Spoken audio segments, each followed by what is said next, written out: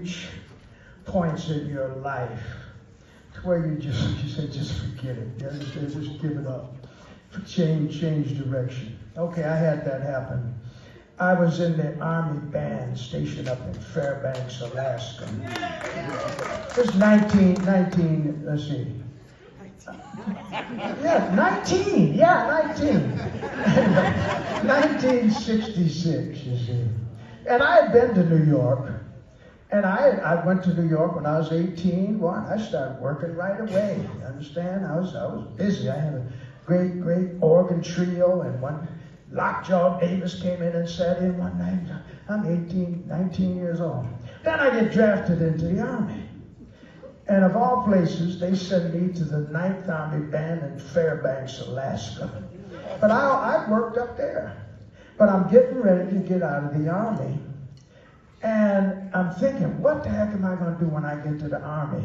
I got some attention before because I was a young, but I'm going to be an old man of like 20, 21 years old. I don't have youth to fall back on anymore. So Miles Davis was working in Seattle. And this is with Herbie Hancock and Ron Carter and Tony Williams and Wayne Shorter, And so I said, I had a plan. I went on leave and I stopped in Seattle. And I said, what I will do, I'll go see Miles. And when they take a break, I'll go up to Miles and I'll say, hello, Miles. My name is Bill Easley, and I play saxophone. And Miles will probably say, oh, really, man? Why don't you go get your horn and come play with us? That was my plan. I had a plan. When that band hit, it was like some people came from outer space that I never imagined what they were playing. It was like an out-of-body experience. You got to think, Miles, 1966.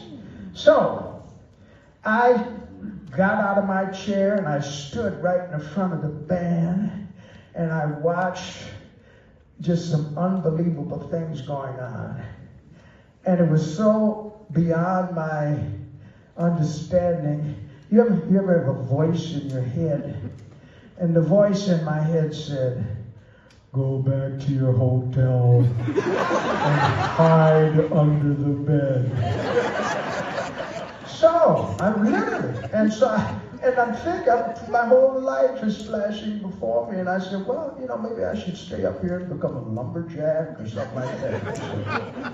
So, now, the end of the set, they change audiences, and I'm trying to get out of there, to just get out. But I didn't have my Army hat on, because I left it in the chair where I'd been sitting.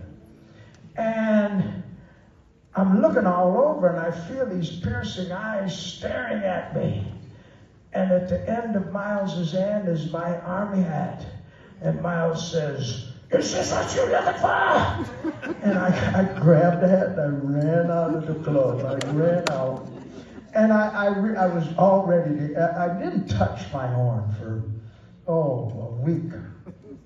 And again, the voice in my head. The voice, as clear as a bell, and I can hear it just like it was yesterday. The voice in my head said, you got to get with a giant. You got to get with a giant. In other words, in order for you to progress, you got to get out there with somebody really bad. So I got out of the Army in November. By January 1st, I'm out on the road with George Benson, you understand? And that was a period when we used to come here to Pittsburgh. And it was the greatest period. When you get your butt kicked every night, you understand? You either grow or just go jump in the river or something. So anyway, that's the story he wanted me to tell. So blame him.